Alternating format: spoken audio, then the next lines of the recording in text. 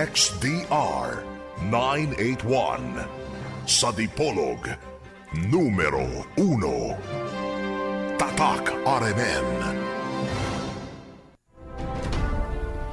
Kangit-ngit o mga suliran sa kalibutan, suliran sa mga kabataan, nagkadaiyang korupsyon sa katilingban, ug bisan sa atong simbahan, adiksyon o suliran sa droga, panagbahin-bahin sa katawhan, sa relihiyon o tinuhuan, o guban pang mga suliran, unsay mga hinungdan ni ining tanan. Tungod ni ini nahimugso na tao kining tulumanon, lamdag sa kahitasan, tulumanon nga muayag, mubatbat ug mutubag na ining tanan. Uba na ining inyong sulugoon, Silbert Donduyano alias Veritas. Lamdag sa kahitasan! Lamdag sa kahitasan! Ang maong tulumanon, inyong madungog matag adlaw. Lunes hangtod Sabado, sa may alas 6:30, ngadto sa alas 7 sa gabi. Ug sa adlawng Domingo, alas 2:30 ngadto alas 3 sa hapon.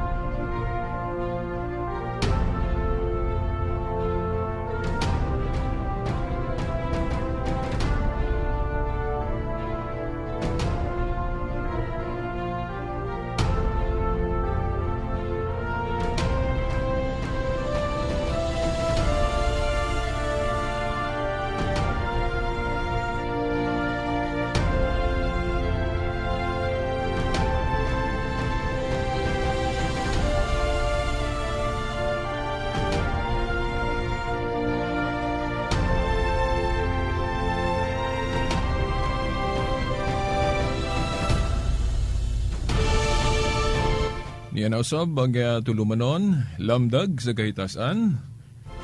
Uban gihapon ni ining ubos ninyong alagad sa mong tulumanon, Silbert Donduyano Sr. alias Veritas. Okay? Na ining hugna karon sa mong tulumanon, atong igahin kini sa pagtubag sa mga issues nga inyo pong nadungog diri sa maong istasyon nga wala siguro pa matubag, no? Kadtong mga sibya diri nga naghisgot og tinuhuan sama atong tulumanon sa sangka sa katarungan og katupong tulumanon sa Seventh-day Adventist nga atong napaminaw, no, gagahapon. Unaon na to ang isyu mahitungod sa atong mahal nga inahan, no, Mama Mary. Ang tinuang Katoliko nagtudlo manggod nga si Santa Maria sanglit puno sa grasya, no, matud pa sa anghel ya sa San Lucas 1:28 nga matud pa sa anghel, no, sa Grego ato nilang idiretso kikaritomene nga kung ato giyong hubaron sa duol gyud kaayo nga pagkahubad kanang puno sa grasya, no, puno sa grasya si Santa Maria. O ang atong simbahang Katoliko dunay pagtulunan nga si Santa Maria talagsaon siya, no? Espesyal siya nga pagkababay ikumpara nato sa uban. Ngano man tungod kay si Santa Maria na namkon siya sa atong manunubos, atong Ginoong Jesucristo nga dili pinaagi og tao. But pasabot si Santa Maria na namkon nga lalang sa Espiritu Santo. Sa ato pa, wa siya kahilabti og lalaki. ang iyang pagmabdos tungod sa Espiritu Santo, lalang sa Espiritu Santo. In that sense, ingon niya ang paagiha, special siya. Lahi siya ikumpara sa ubang mga babae.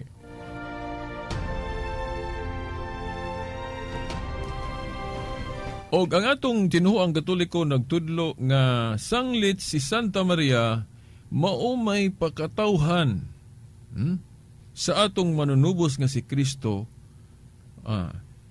Mao nga importante nga ang atong teolohiya niini dili gyud nato ba kuan ba kana bang i-ordinary lang pag sabot nato kinsa ni si Santa Maria. Timan ibiya nga ang kaalam dili gayud mo puyo no sa usa ka mahugaw. Yanas kinaadman 1:4. Unya ang atong Ginoong Jesucristo kaalam sa Dios. Mao nga si Santa Maria kay siya may gipili nga mamahimong inahan sa atong manunubos. Ang atong teolohiyang Katoliko gatudlo nato nga kini siya free from sin. But po sabot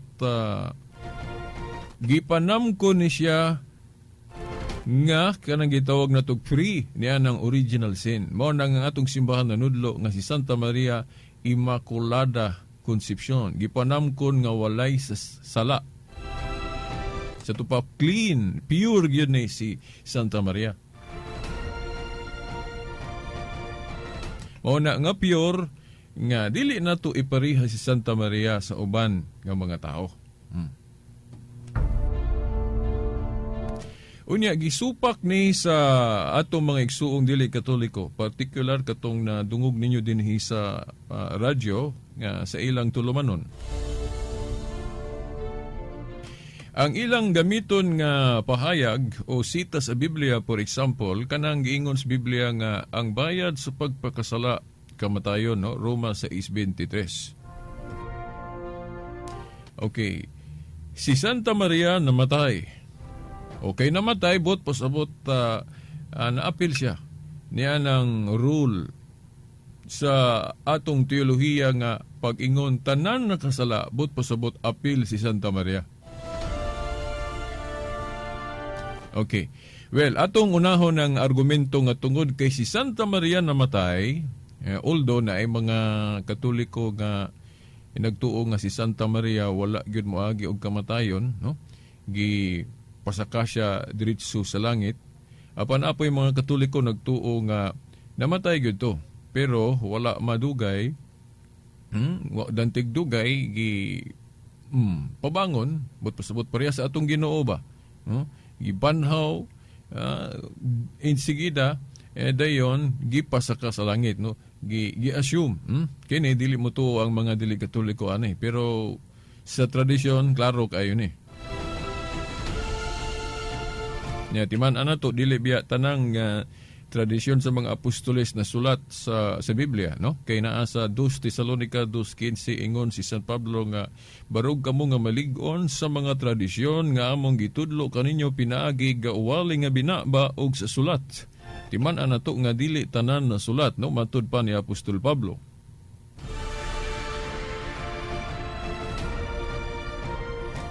Okay.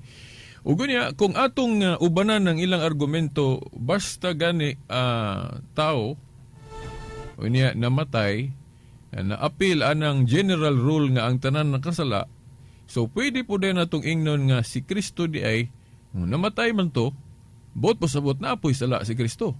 Di ba?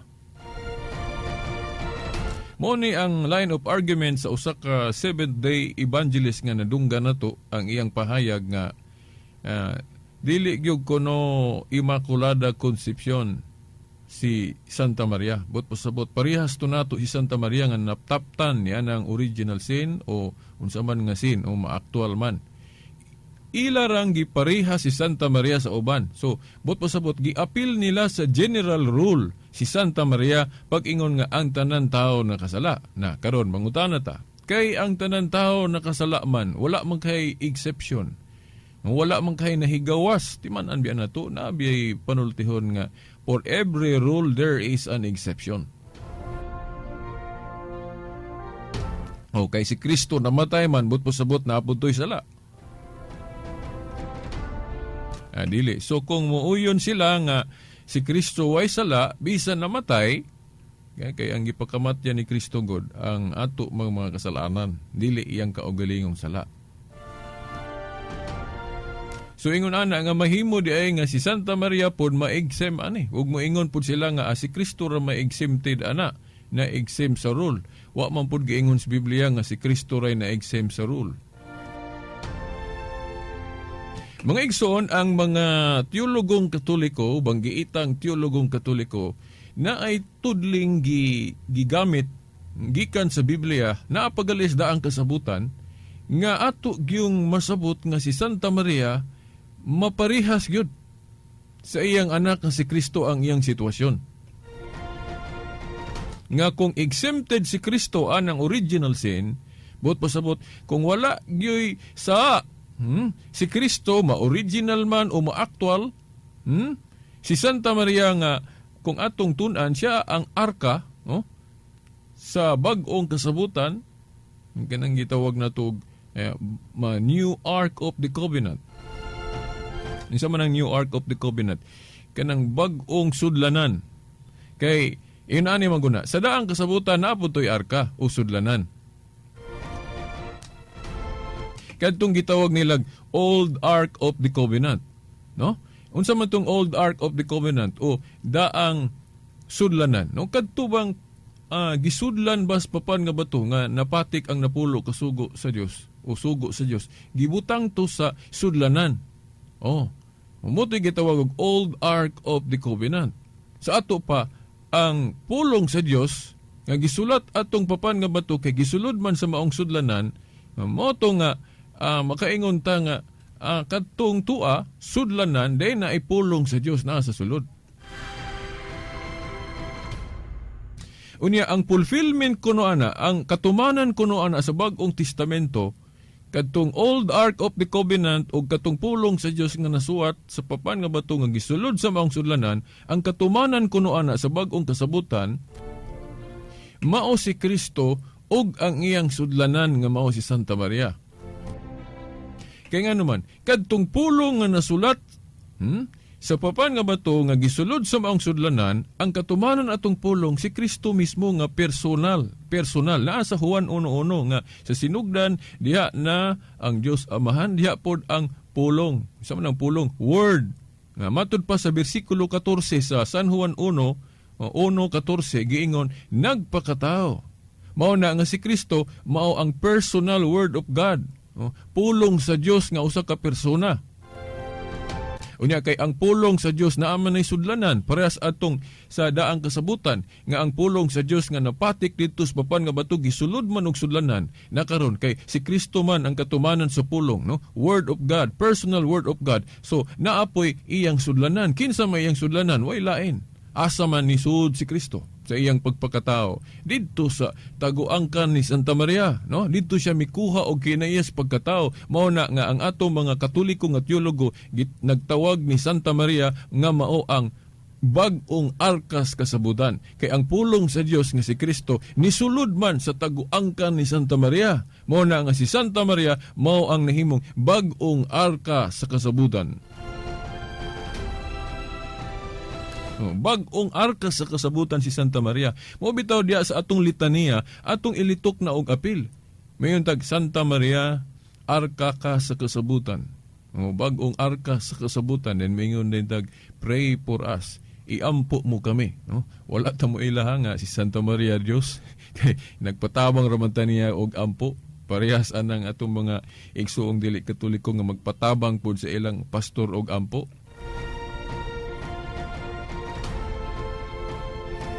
Mao na mga tinahod nga tigpaminaw. So kay si Santa Maria man mao ang bag-ong arkas kasabutan, so kining arka limpyo gyud. Unya kung basahon nato ang Salmo 132 bersikulo 8 labi na sa King James version, giingon diya sa Salmo 132 bersikulo 8, bangon o Ginoo ngadto sa imong pahulay, ikaw ug ang arka sa imong kalig-on. Okay, no? Tutukin ninyo sa King James Version kanang Salmo o Psalm 132 verse 8. Nay mga pulong nga giingon diha nga, arise into thy rest, O Lord, you and the ark of thy strength. Bangon o Ginoo ngadto sa imong pahulay, ikaw ug ang arka sa imong kalig-on. Oh. Unsa maning bersikulo sa Biblia, no? Tagna ni nga gihulagway diya sa Salmo nga ang gipasabot ani mao tong resurrection of Jesus Christ, kay namatay man tus Jesus Christ dayon gibanhaw. Mo na giterminuhan diya sa tagna og bangon. But pasabot mo resurrect ang atong Ginoo kay namatay man to. Bangon sa tupa, banhaw o Ginoo ngadto sa imong pahulay. Ikaw nya dili lang kay ikaw na isumpay og ang arka sa imong kalig-on. Kisa man ang arka nga kung nibangon si Kristo, bot pasabot kung nabanhaw si Kristo, naapoy mabanhaw lain, naapoy mobangon lain nga parehas niya. Bangon o Ginoo ngadto sa imong pahulay. Ikaw og ang arka sa imong kalig-on. Kinsa man ning arkang gipasabot diri? Dili ni arka katuksda ang kasabutan. Kay gisudlan raman tus papan nga bato nga napatik ditong napulo kasugo sa Dios unya kay ang katumanan anang pulong si Kristo man, no? San Juan 1:1. Nakaron kinsa may sudlanan ni Kristo? Kinsa may nahimong sudlanan? Sa iyang pagpakatao. Si Santa Maria way laing babae, si Santa Maria. So maunang gipasabot diya sa Psalm 132 verse 8 nga pag-ingon, bangon o Ginoo ngadto sa imong pahulay, ikaw ug ang arka sa imong kalig-on. So naa di ay og sa to pa kung exempted si Kristo anang original sin, exempted po ning iyang arka. Kay naamay og. So ang Katoliko mo'y nakatarget. Kay giapil si Santa Maria anang exception. Kay naamay og kanang Psalm 132 verse 8, bangon o Ginoo ngadto sa imong pahulay. Ikaw og ang arka sa imong kalig-on. Sa laing pagkaistorya, kung sabto nato ni sumala sa Catholic interpretation, sama ra ng giingon ana pag-istorya diya sa Psalm 132 verse 8. Banhaw o Ginoo ngadto sa imong pahulay. Ikaw og ang arka sa imong kalig-on. Ikaw og si Santa Maria. Kay siya man, si Santa Maria, mao man ang arka nga gipasabot. Kay siya man mo'y nahimong sudlanan ni Kristo nga atong manunubos nga mao ang pulong.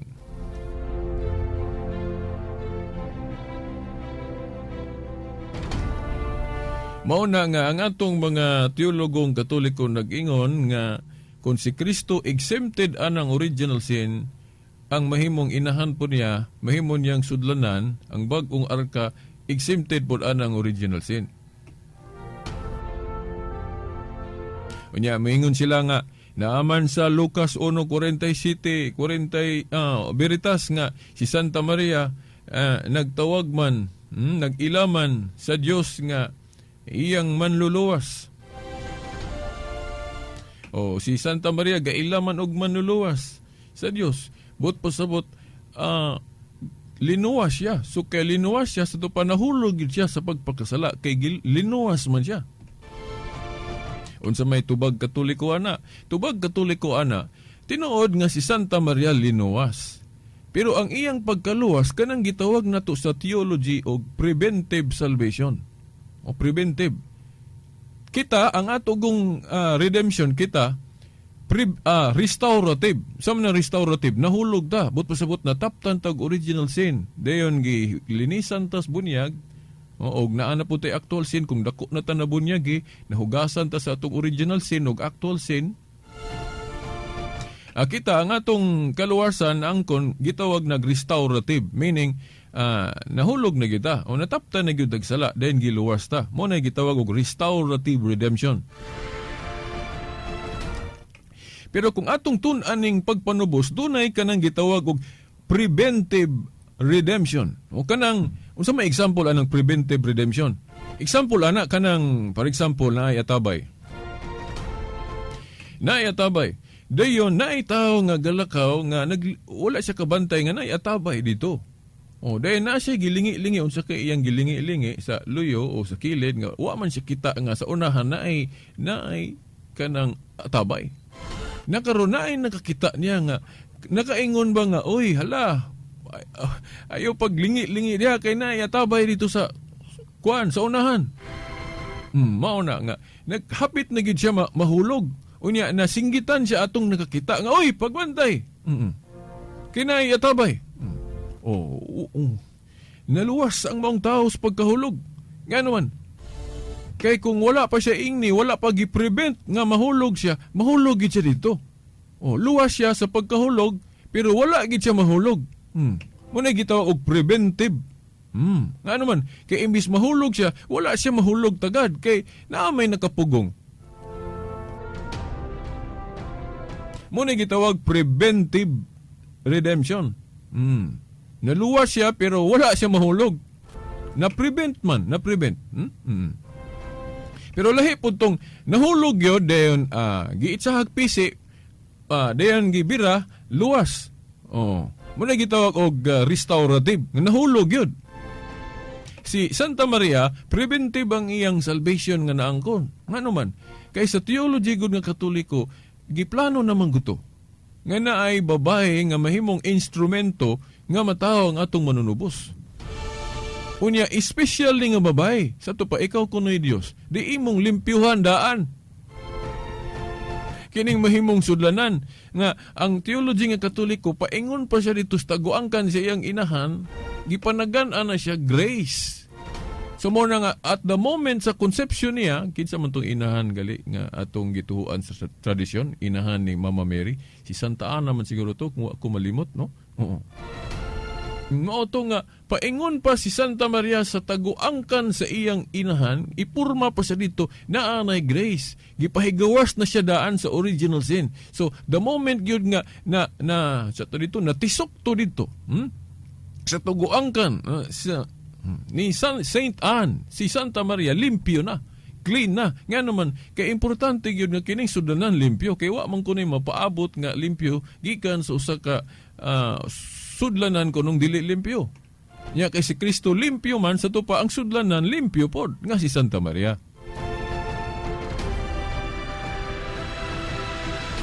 Nya wa man tayo mabasa sa Biblia nga si Santa Maria dunay sala. Kanang moingon sila nga si Santa Maria dunay sala, ilaran ng interpretasyon. Agi anang general rule sa Biblia nga ang tanan ng kasala. No, kung ato gong sakyan ng general rule nga ang tanan ng kasala, nga i-appeal nato si Santa Maria, mahulog nga si Kristo po naapod. Kay katulaging argumento nila nga si Maria namatay man, namatay, dayon ang bayad sa pagpakasala kamatayon man, nya kay si Santa Maria namatay, but pasabot, apil siya anang general rule nga ang tanan ng kasala. Nya, karon kay si Kristo namatay man pod. Unya, apil si Kristo ana, nga naay sala. Dili oy, no, why apil si Kristo ana? Unya, kung ayuho na tugtuon ang Biblia, maapil lang yang inahan. Nga naman, kay siya man ang sudlanan. Nya, teolohiya man as Biblia nga walay mapaabot nga limpyo gikan sa usa ka sudlanan nga dili limpyo. Na kung mauyon ta nga si Kristo limpyo, ang iyang sudlanan limpyo pod. Nga mao na si Santa Maria.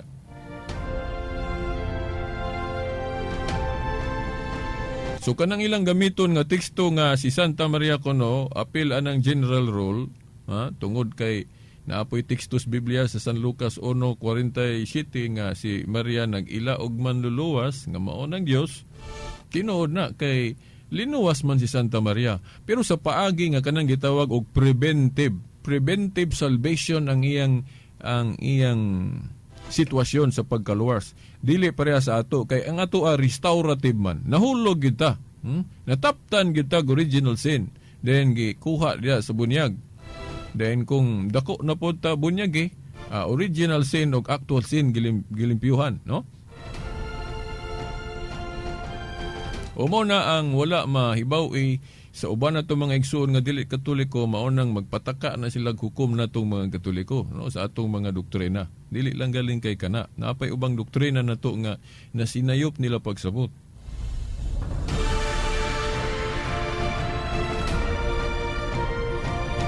Kay kung mo insist gyud sila nga si Santa Maria naagyoy sa atong pangutanon sila, mura batag mag-cross-examine ba das korte.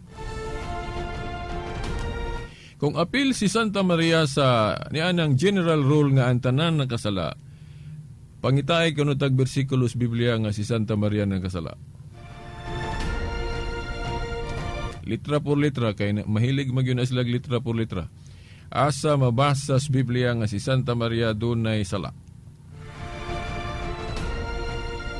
Kanang mga mahilig og litra por litra, no? Kay ang mga teologong Katoliko pipila gyud sa atong nabasa gyud nga mga referensyang Katoliko, no, mga dokumento. Kanang Psalm 132 verse 8 ilan nang gigamit, no? Kanang giingon jud diha, bangon o Ginoo ngadto sa imong pahulay, ikaw ug ang arka sa imong kaligon. Kanang bangon o Ginoo diha mao na si Kristo, referido na sa iyang pagkabanhaw. Unya dili lang kay siya, no, nga mabanhaw og pareha sa iya, no? Siya kuno si Kristo ug ang iyang arka. Kinsa may iyang arka? Kinsa may nahimong sudlanan ni Kristo nga pulong? Si Santa Maria man, mao na bitaw nga gitawag siya nato og bagong arkas kasabutan. Nasa ato pa kung si Kristo na una-una tog pagkabanhaw na ang iya pong inahan kay giingon man pod ikaw og ang arka. Oh, si Santa Maria mao puto nga sa mga Katoliko gyud, daghang mga Katoliko ang nagtuo nga niagi gitog kamatayon si Santa Maria, no?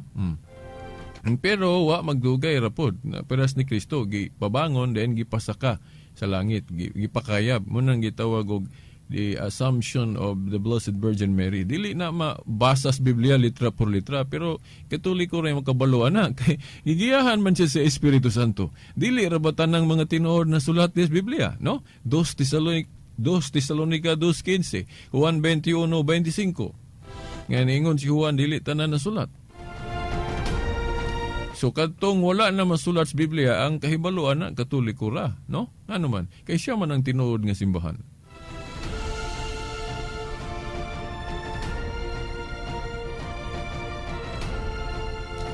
Okay, ugma pohon atong hisgutan tong kuan kining atong palapdan tong may tungod sa Sabat, no? Kay gituki ni pag-ayo pod sa tulumanon sa atong mga igsong Seventh-day Adventist. Og ato naman puning naisgutan pero ato pag yung palawman, no? Kining mahitungod sa Sabat kay daghan pang wala kahibaluan no? Kay sumala gud sa atong pagtuon, dili tinuod nga ang Katoliko mo'y nag-usob sa doktrina sa Sabat, no? Gani ang nag-akusar na itong mga Katoliko mao pa gyud hinoy maigo ana, no? Kinsay nag-usob sa doktrina anang Sabat. Siguro ugma, no, ato ning kuan hisgutan pagayo. Okay, wa naman tayo igong panahon. Sa ngalan na lang sa atong mahal nga inahan, Mother Mary, mga kadagkuan sa atong simbahan, no, pinagi sa atong obispo diri sa Diocese of Dipolog, Monsignor Severo Caermari, uban nas mga kaparian. Okay, kini ang inyong alagad sa mong tulmanon, Silbert Don Doyano Sr. alias Veritas, kauban sa atong mga igsuon sa technical side, Danilo Luod o Espiritu Ilumba. Okay, hangtod ugma pohon sa ngalan sa Amahan, sa Anak, sa Espiritu Santo.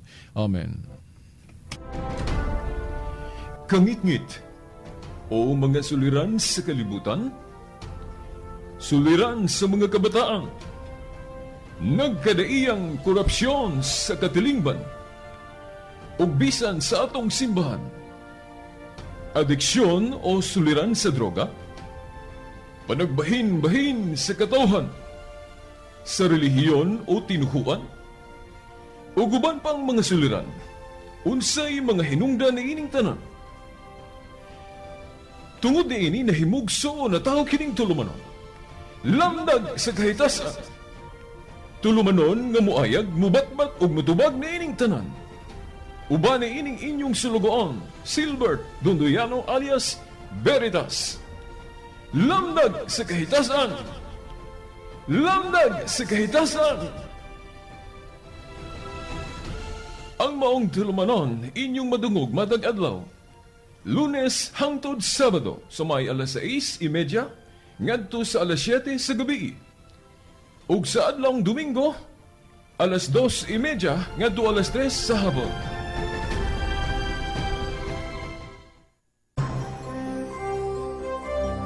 Ito ang DXDR 981 sa Dipolog numero 1. Tatak RMN.